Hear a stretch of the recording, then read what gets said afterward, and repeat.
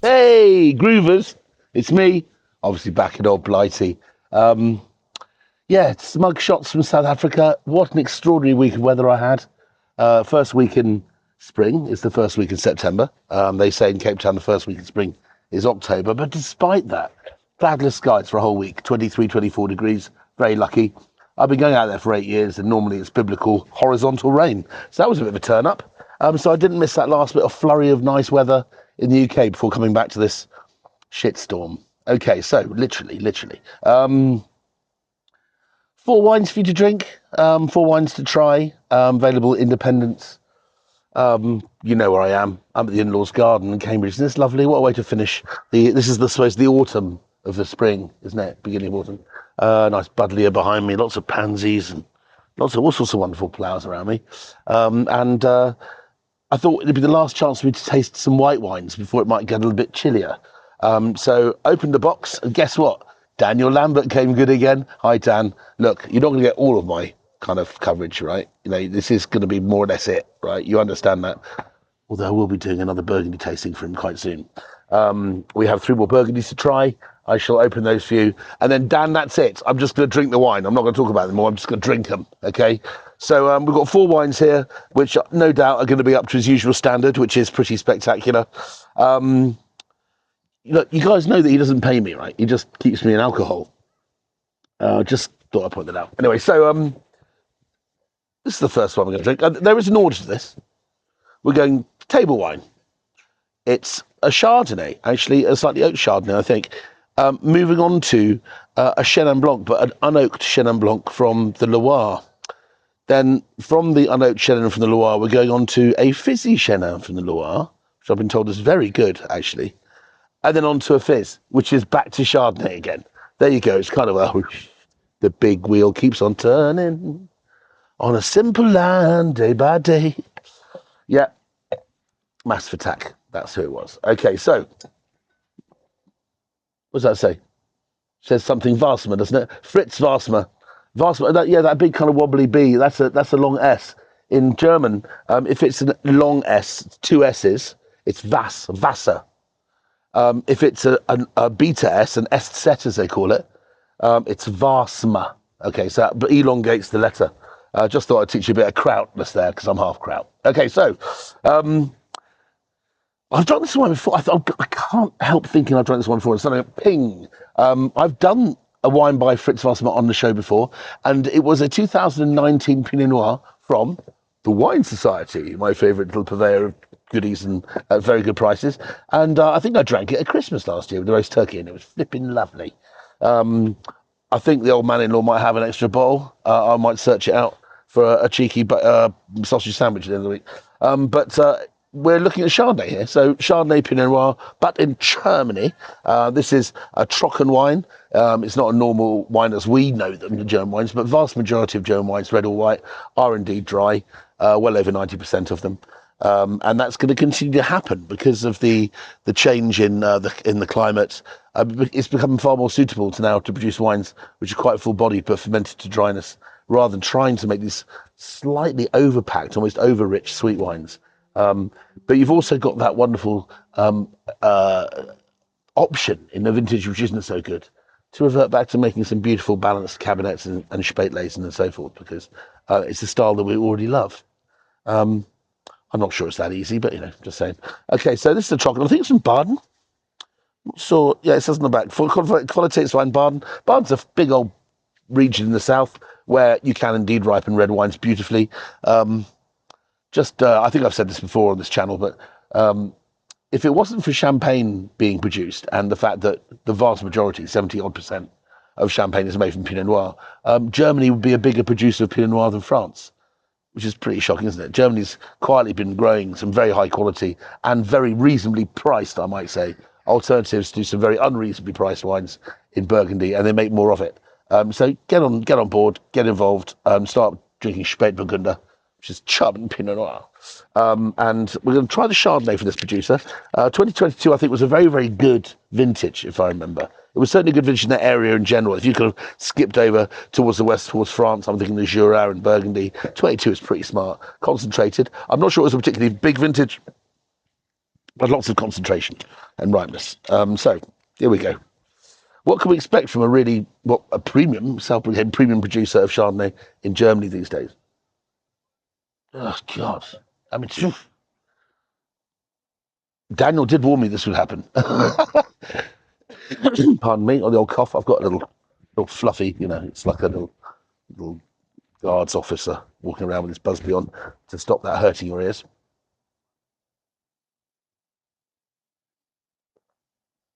I'm not sure what to make of that. I might have said it was German off the bat, but if you're playing Occam's razor, you would have probably thought this is most probably French. And it tastes like a very lightly or very softly oaked, if oaked at all, ripe, creamy, Saint-Véran, Macon Village, something like that. Beaujolais Blanc even. I think I might have said that was Beaujolais Blanc, which are become very fashionable, actually. And we all know how expensive French Chardonnay is getting, and this wine is comfortably under 20 quid, depending on where you get it from. If you're from an small independent merchant that has to charge a bit more than others, it's still only 18 odd quid. But I think you could probably squeeze this, if this was the wine size, they could squeeze this down to 15 or below, probably. And if a supermarket just chose to take it on, let's call it 16 quid. But I think this is a very solid effort. So what does that mean to you and me? Well, it's extremely clean on the nose. It's very well made. You can, over the last 20 years, one has got the sense that Chardonnay is less wild, a little bit more correct, a little bit better made. There are less likely to be slightly odd off odours in the drink. It's now sort of been cleaned out, if you like, but not at the expense of character. This wine has got some generosity to it. It's got a lovely, soft, almost white chocolatey melon palate. Very broad. Lovely wine, though. It's got that openness that some ripe Macons have, which I particularly like with oysters. That briny, limpid, open wateriness of the seaweed you get, the sea water you get in a really clean oyster would chime in with this beautifully. This is absolutely gagging for a place of Guiardo top-line oysters, frankly. There we go. And I'm just making myself stupidly hungry. But there we go. Nice start. Point is, it's very well priced. I think that's a very well priced wine. I'm going to pretend I know the price of the next one. I don't. I forgot to look it up. It's got one of these stupid waxy things on top. At least it's not one of the ones that shatters and I have to sweep up the in-laws patio. It's soft wax. Putting it straight through the wax like that, which is very uncouth of me. My new Chardonnay Association of South Africa bottle opener. Right, I'm just going to take a bit of it. I don't want any of it to fall into my glass, so there we go. Just going to do a bit of that. Beautiful. Okay. Don't know why I'm speaking an Australian accent. Gef, lekker, brew. Okay, so where are we at? 8 minutes in. Trying to make these shorter. I'm not doing a very good job of that. Vin Mineral. Now, we've tried some of the reds. I don't know if you remember early on. Look back a couple of episodes and you'll see that I talked at length. There we are. I can't really get it to. There we are. Ah, there we go. Vin Mineral. This is a producer that used to make wine for Charles Joguet, who's not only one of the best producers of Chinon, maybe arguably the best estate producer, well, certainly one of the best in the Loire, one of the best Cabernet Franc estates making wines that age, but also they make very, very nice white wines too. The Claude Leco Blanc, or Cuvée, it's not called Claude Leco, is it? It's called something else. But it's an area which has soils which tend to give reds and white wines a little bit more structure and tend to be a bit better, a bit further down the track, rather than me fresh out of the bottle, sort of Anjou sec from the local co-op from Saint-Cyr-en-Bourg, which you just want to drink. You just want to drink it out of the vat, like doing layback. This is a bit more serious than that, I think. But also these wines, I think, are very, very minimal intervention. If I remember what the red wine tasted like. We did a Sauvignon as well, I think. Did I be right, Dan? So this is Vin Mineral, which means mineral wind, I suppose, or wind, yes. And it's Francois Xavier Bach, ex-winemaker at Joguet, which is always all positive stuff. 12% alcohol. It's a Vouvray. So it's got a specific terroir between the kind of fertile soils of Anjou and the slightly more mineral soils around Cote-de-Leon. I think I'm right. 100% Chenin Blanc. Now, I have drunk my body weight in Chenin Blanc over the last couple of weeks, having been in South Africa for 6 days. That's all it takes. And South African Chenin Blanc is a story. It's just, at any price point, it just offers such joy factor, both layers of interest more than you expect for the money, but also they're refreshing at the bottom and substantial and grand at the top. Well, why can't the wild wines be like that? Well, they are, of course. It's just that the story's been all about South Africa and not about France. I think that it's partly just the way things are set up, with Appellation Controle and people having to say they're from one appellation or another. There's more infighting, I think, than there is direct marketing out of their country towards their desired customer. This wine has got a lovely colour. Can you see that? It's I don't expect Chenin with very little age of 24. This is 2024 to have that colour. It's pale straw with a bit more glow, more gold to it than that. It's got a really attractive colour, like it has energy. Okay, now, oh shit, that smells good. Okay, so it's got a little bit of the tuffo-y soil thing, the soil that is not all chalk, and we very certainly isn't, but it's a mixture of this kind of lovely warm, damp earth, but very clean at the same time. The smell of a lawn. If you've ever played cricket at 11 o'clock on a warm sort of Saturday morning, I went to one of those boys' schools where we worked on Saturdays and had to play cricket and stuff in the mornings. And 11 o'clock in the morning on a really hot day when the dew is rising and you can smell not just the chlorophyll of the soil, but of the actual grass, but the soil itself. Has a wonderful warming soil quality. It's like petrichor, like water on hot stones drying out, but not quite. It's more comfortable with being damp than that, I think. Okay. Now, structurally, wonderful creaminess. Great mouthfeel. Silky. It's like somebody's poured Mayer lemon juice with a pinch of salt over my tongue. There is a salinity there. Oh, no, that's lovely. Very, very Moorish. Again, I'm starting to think about fish again. You're that far up the Loire. Let's talk fresh fish. Smoked eel, perhaps? Well, not even smoked, but not muddy eel anyway. Make sure they've been plucked nice and early. Be lovely with ombre le chevalier, Arctic char, or fresh trout, I would think. It's just something about it. It reminds that almost feels like it would be the added seasoning that kind of food needs. It would be really nice with things like sorrel and kind of those kind of really deep, tangy, vibrantly green sort of flavors. Maybe sorrel with chicken and morel mushrooms or something like that. No, I'm sound like a wanker now, aren't I? Anyway, right. So we're 13 minutes in. We've done 2 of these wines. I've half a mind to stop it at this point because these 2 kind of could be done separately, couldn't they? And you could go off and get a burger or whatever you're doing at this time of day. Yeah, I'm going to do that. Okay, so we have Fritz Wasserman's lovely Chardonnay, a lot of waffle, but I think a wine that was worth paying the attention to. And they've got this wonderful Francois Xavier Barque. Why, God, I've done better ones than these, haven't I? But I think they're 2 nice wines. I mean, this wine's about 15 to 20 quid. This one, I think, was probably slightly less than that, I think. But absolutely delicious. Available in independent retailers. I'll stick it in the little caption at the bottom when I post this. I'm going to come back in a minute. Let's keep this down to 14 minutes. Ciao for now.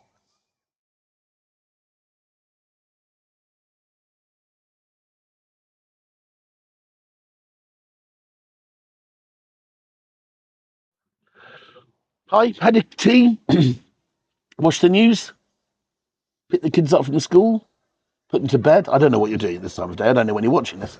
But yes, we're just going to start where I left off. We just tasted these 2 wines. These are the last of a box of wines that Daniel Lambert very kindly sent me. Daniel Lambert Wines, a fantastic specialist importer. Congratulations to IWC for winning awards. I think he won the specialist Burgundy or French specialist retailer award. Again, deservedly. Or maybe he didn't. Well, I'm trying to. I think he did. I don't know. I think I saw it somewhere. Anyway, so Daniel, sorry about that. We've got these 2 wines here. We're now going to move on to some fizz. So let's just move these smartly out of shot, okay, and put these in front of shot, get a couple of nice cheeky little flutes. Right, there we go. We're going to start off with this one. Okay, this is Domaine des Trottières Crémant de Loire. This is a Crémant. So typically, if it's a Loire Crémant, it'll be made majoritarily from Chenin. Typically, also, Crémant de Loire has a bit of Chardonnay in it. Often can have quite a lot of Cabernet Franc in it, funnily enough. But this one doesn't. This is, I think, Chenin Blanc, up and down.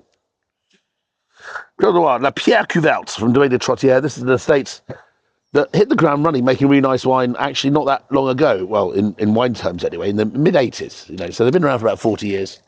Actually, they'll be celebrating 40 years this year, I think.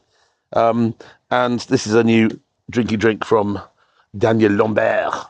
It's Lambert. He's Welsh. So, Domaine des Trottières, Crémant de Loire, Brut La Pierre Cuverte, covered stone. I don't know if that means it was just an old, ancient fermentation vessel, which kept things cool. They tend to name stuff after stuff, don't they? It's Terra Vitis on the back, which is a good sign. Means that they're not stupid enough to pretend to be organic in an area which is full of rain and fog and mildew. They say, we're as organic as we can be without throwing all our rubbish, all our wine away on a regular basis. So it does actually say, imported by Daniel Lambert on the back. Terra Vitis.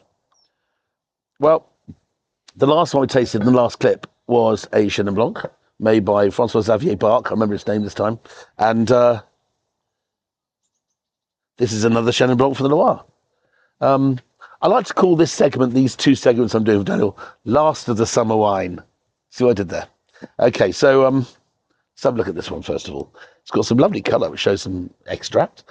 In sparkling wine terms, you've got to look at what kind of colour. If it's a kind of a more sort of russet colour, then that's down to making the wines more complex through allegedly oxidation of the must, which gives the wine a kind of a dusty, smoky, digestive-y taste. But they're not doing that here. This is just concentrated fruit on, again, soils which are between the sort of like the fertile plateau to the west and the very minery plateau of Chaume and Côte de Léon, that area. Good colour. Yeah, this looks like something that's going to give me some flavour.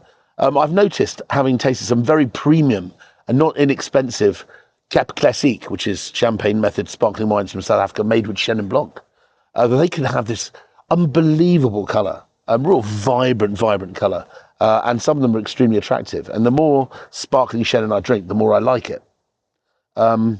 Yes, I'm going to say it. I think some sparkling Chenin is better than some champagne. It's just simple as that. And would I be doing this if I thought otherwise? Probably not. This is about 20 quid. Again, probably less than 20 quid. Let's call it 18 quid. Again, if you bought it from the wine society or from a supermarket retailer, they would probably find another 2 quid they could knock off in the scales of volume. But I think this is a very fair wine for 20 quid. So I don't think you should have to pay less than that. And please go and support your local independent at 20 quid. You'll be very happy with the results. Give it a little swirl. That's a wonderful nose. So fresh.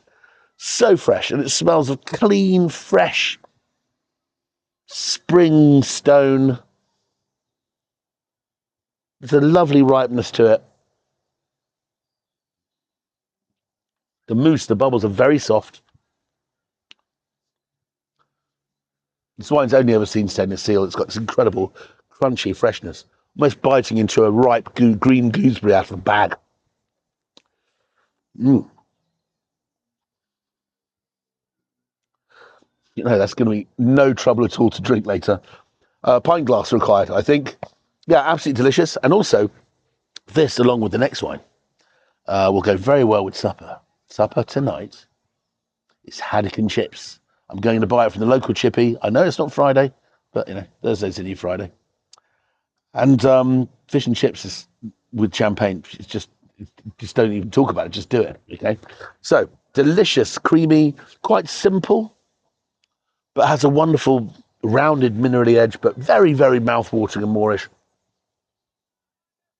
There's a delicacy that makes you want to drink it maybe early in the morning, maybe a nice sort of brunch fizz on an anniversary or something like that. That's the kind of thing I'm thinking of here. It's not long. moderate, but it's not long. It finishes fairly smartly in the mouth. But I think that's an absolutely delicious wine for 20 quid. No arguments whatsoever. Okay, right. Last of, well, apart from the Burgundies I'm going to do for Dan in the next talk, is the last of Daniel Lambert's summer wines. Okay, this is the last one. Why not finish where I want to finish, which is champagne. Champagne, champagne, champagne. Now, do I like English sparkling wine? Some. Yes, I do. Some of them are very, very good. Not all of them, okay? And I think it's fair to say that's true about any premium sparkling region or region in general. And champagne is still very good, but not all of them. This one offers, I think, exceptionally good value for money. This is a de Saint-Gall, and this is a brand that, so I'm trying to hide behind there so it focuses. It's a brand that I think was very strongly associated with Marks and Spencer's, actually, back in the 70s or so. And it's a co-op, or the brand name behind the Union Co-op of Champagne Growers, which was formed in 1966 at a time when there was quite a lot of movement in ownership. I don't know really why or what the mechanism was or the metric, but a lot of Premier Crus were changing hands, people were selling up. I don't know, maybe Champagne was going through a bit of a... and these guys, this group of growers decided to come together and produce a co-op with some incredible vineyards which within the group they owned, and very, very high quality, very valuable Premier Cru and Grand Cru sellers. If you get a chance to try their luxury cuvee, their top wine, which is called Cuvée Orpale, Orpale, top 5 champagnes in the world. Seriously, it is. If this here's a Magnum of Cristal, and there's an Orpal, and he said, take one, I'd take the Orpal. Okay, just so you know. I prefer the style anyway. I'm not saying Cristal isn't delicious. It can be fantastic, but it's very rarely old enough to drink. Orpal tastes delicious out of the box. And, as I discovered recently, the 1995, which I paid 50 quid for, God knows what it's worth now, it's still in great condition. So, we have de Saint-Gall champagne. It is available in some premium retailers that you've seen on the high street from time to time. But is also very much a star of the independents. This is Saint-Gall Champagne Premier Cru Le Tradition. So I don't think this is 100% Chardonnay. I think this is a blend. But it's harvested from the Côte de Blanc. So we're going to go, I'm just going to carry on until I see any evidence to the contrary, assuming this is a Premier Cru Blanc de Blanc 100% Chardonnay, which is my bag. That's what I love to drink. You're going to give me a bottle of champagne, get me a beautiful glass of this, or Gimonnet, or Blanc de Chardonnay from Paul Rocher. I think, for me, they're my favourite champagnes. So, champagne. Comte de Champagne from Tattinger. Got a spare couple hundred quid. Bung me one. Okay, so, comparisons to that wine, Tattinger's very, very top Chardonnay, top sparkling wine, which I think is the best Chardonnay in the world, personally. Aren't coincidence. I'm going to talk about that a bit in a minute, because I think this has an aroma which reminds me a little bit of the Grand Cru styled wines that Tassinger produces, which I'm very, very fond of. It's got a colour which wasn't as intense actually as Mr. Chenin here, but it has a patina. So it's not as dark, but there's a wonderful graduation of colour showing that there's some aged product in here. There's aged material. I don't know how old, but if I was looking at that and I was a betting man, I'd say there's stuff in there that's over 6 years old. I don't know how much reserve wine they use, but this wine certainly spent 3 years on these, if not a bit more. Give it a little swell. Now smelt it, I'd say that was probably more, probably like 4 years. God, thanks, Daniel. Cheers. And to the lovely chap at Saint-Gall, who I meet on occasion at different tastings. They have a great brand ambassador.